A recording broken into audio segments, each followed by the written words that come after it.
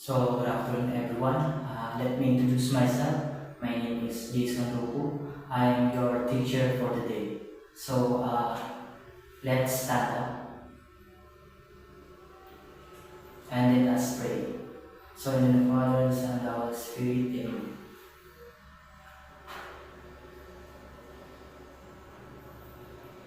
So, take a seat. So, class, bago tayo magsimula sa ating discussion, may motivation muna tayo. Sa tingin nyo class, ano ba itong nasa picture na to? So, hulaan nyo lang yung mga words o mga crosswords sa sa screen na to. Yes, you? Yes, rich. What else? Yes, red. So, yun yung mga nakalagay dito sa ating crossword. So, bago tayo mag-proceed sa discussions, recall muna tayo. So, ano ba yung mga previous lesson na tinapik natin yesterday? Yes? So, ayun, yung mga major ingredients. So, ano nga ba yung mga major ingredients? So, flour. Ano pa? Milk.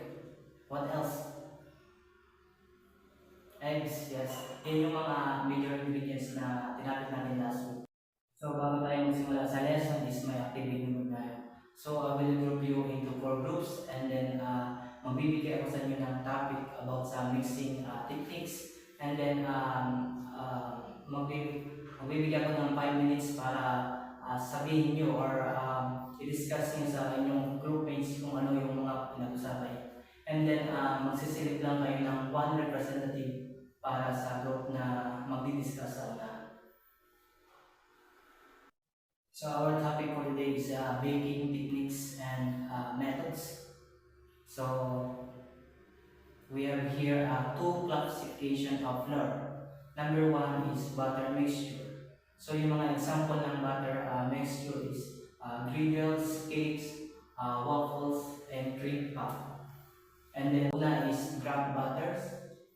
Use all-purpose flour. This mixture do not need to be thoroughly mixed. Crepes and crunchy products like biscuits and pastry are preferred using drop butter. So sa drop butters ay ginagamit lang siya ng all-purpose flour and then hindi na siya masyadong minimix ng maayos kasi siya na ay crisp and crunchy products. So unlike dito sa for butters ay hindi na rin siya kailangan na i-mix ng maayos kasi siya yung ginagamit siya ng flour, cake flour, or soft flour. So, mga soft lang siya. So, because the gluten content is low. So, yung gluten content niya is mababa and then possibility na yung gluten development is less. So, next here. So, number 2 is dough. So, ano ba yung dough? So, sa dough is combination lang siya ng water and flour. So we have here bread flour. So nagko-contain siya ng high protein and then all-purpose flour. So ito yung karaniwang ginagamit natin. So ni-record din tayo dito na masahin ng maayos. So next. So next is mixing techniques. So number 1 is shifting.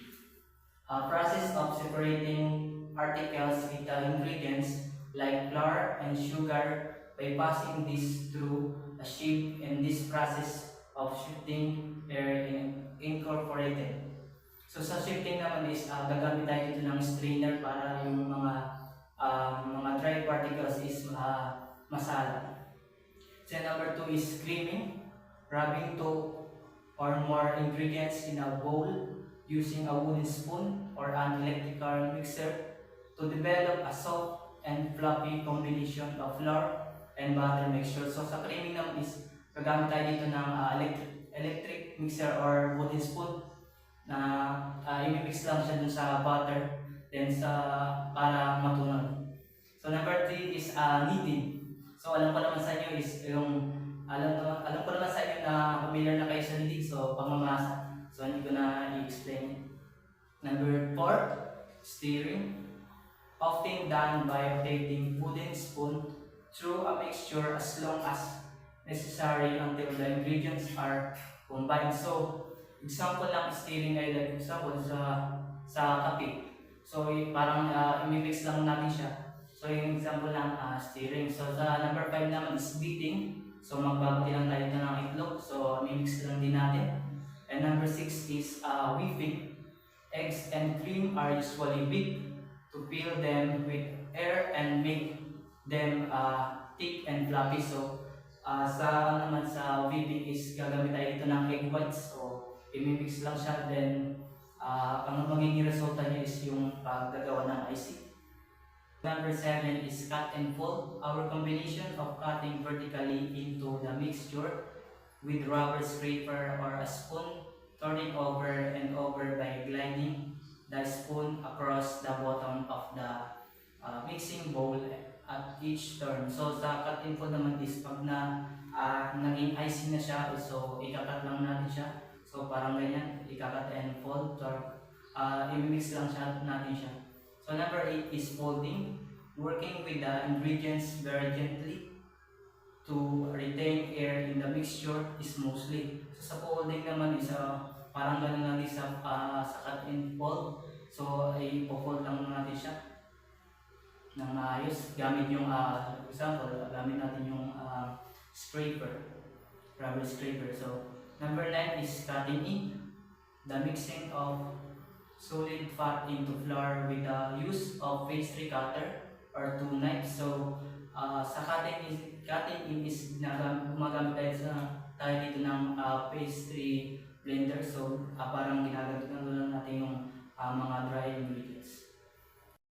So next natin is bread. So it's from grains that have been ground into flour or meal, moistened and kneaded into dough and then bake. So alam ko naman sa inyo na familiar na kayo sa bread, di ba? So sa bread naman is siya gumagamit yan din natin ng sa pagmamasa para maging dough. So we have here kinds of bread. So number 1 is yes bread and quick bread. So sa yes bread, made from the flour, water, salt, and other ingredients and leavened by yeast. So sa yeast bread naman is gumagamit tayo dito ng flour, water, and salt, so, and other ingredients. So sa flour naman is gumagamit tayo dito ng pagmamasa. Unlike dito sa quick bread naman is hindi na siya minamasa, so madali lang siya. Like ang example nito yung mga cakes, so mga ganun. So next natin is kinds of dough. So we have here lean dough and rich dough. So lean dough is made up for basic ingredients for bread, flour, yeast, salt, sugar, shortening. This dough is made into good pandesal, loaf bread, French bread, and other crispy varieties. So sa lean dough naman is crispy siya. So unlike dito sa rich doon na nagko-contain siya ng milk, butter, egg, fruits, and other condiments. So example niyan yung mga coffee cakes, ensaymada. So yung mga soft bread lang siya. So we have here 3 ways of mixing dough.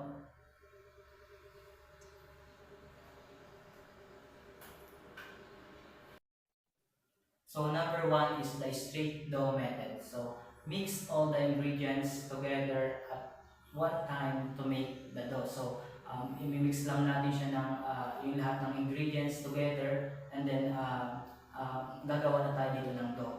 So number 2 is the sponge dough methods. So involve mixing parts of the liquid flour and all the yeast to make soft texture. So pag nagmamasa tayo, so meron pa siya ng mga bubbles, so hindi pa siya masyadong namamasa ng maayos. So ito yung the sponge dough method. So number 3 naman is the no need method or no time to do method. So dito naman is hindi na kailangan siyang imasa ng hindi na siya kailangan imasa. So next is some points to remember about the ingredients.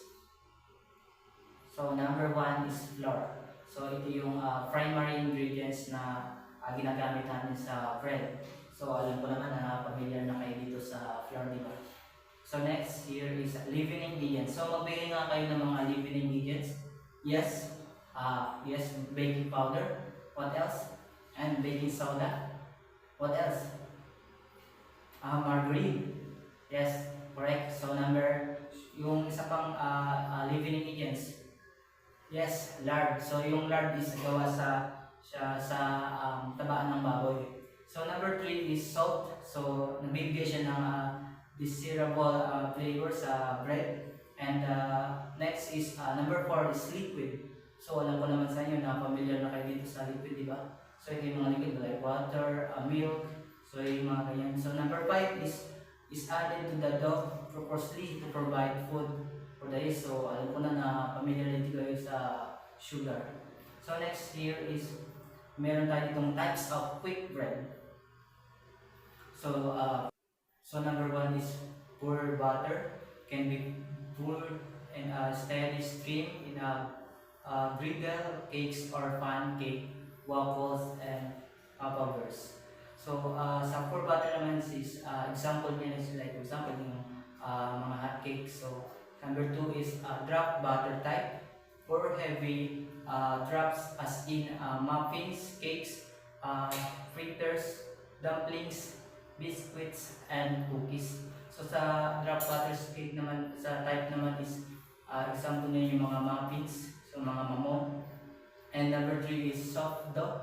So is sticky to touch as in scone and donuts. So example niya yung mga donuts.